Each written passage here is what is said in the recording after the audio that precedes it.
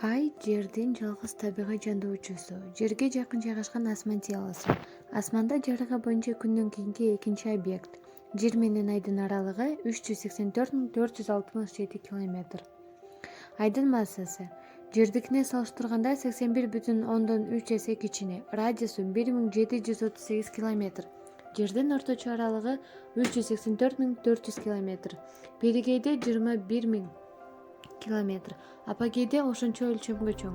Айдын бетиндеги эркин түшүү ылдамдануусу жердикинен 6 эсе аз болуп саналат. Ай өзүнөн жарык чыгарбайт. Ал жарыкты күндөн алат да жердин айлануу учурунда фазада болуп өтөт.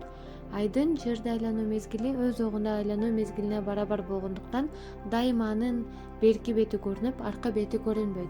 Арка бетинин эки жаккы четтеринин бир аз бөлүктөрү алмак-салмак көрүнүп турат.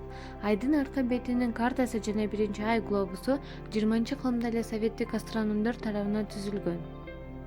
Бул космос мейкиндигинен алынган биринчи телефотография болуп эсептелет. 1969-жылы космонавттар Айдын бетине конуп биринчи кадамдарды жасашкан. Айдын бетинин күңүрт тарткан аймагынын аты. Ал Айдан орточо деңгээлинен төмөн жайгашкан. Топурагынын теги жердин базальтына окшошкон. Ай деңиздери Айдын бетинин 16%-ын ээлейт. Жашы 4,5 миллиард жылга барабар. Айдын өз огунда айлануусу. Ал жерди айланып чыгуу мезгилинин 27,32 жер суткасы түзүп, эки кыймылда болгондуктан анын бир жарым шары дайыма жер тарапты карайт. Ал Айдын көрүнгөнү жарым шары деп аталат. Айдын түшкөн жарык нурун чагылдыруу жөнөмдүүлүгүн мүнөздөөгүчү чоңдук. Айдын бетинин чагылдыруусу 7% түзүп, көк түстөгү нурга караганда кызыл түстөгү нурду көбүрөөк чагылдырат. Айдын бетинин орточо температурасы 130 градус Цельсийге жетүү ысык. Жеңил газ молекулалары 2,4 км/секунд ылдамдыкка жетет. Айда жердеги сыяктуу атмосфера, суу жана шамал болбойт. Анын бетине метеориттердин жана жанар тоолордун издери жакшы сакталган.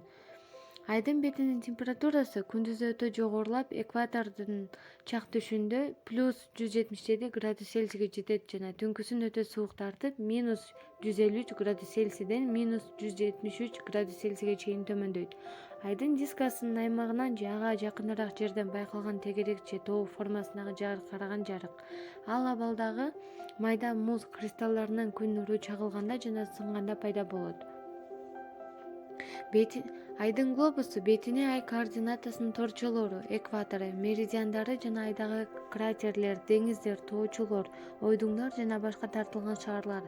Глобустун огу Айдын айлануу огу менен дал келип, жогору жагы түндүк, төмөн жагы түштүк уюлу делет. Анын селенографиялык кеңдиги ай экваторунан эсептелип, мааниси түндүк уюлду көзү оң, түштүк уюлду көзү терс болот.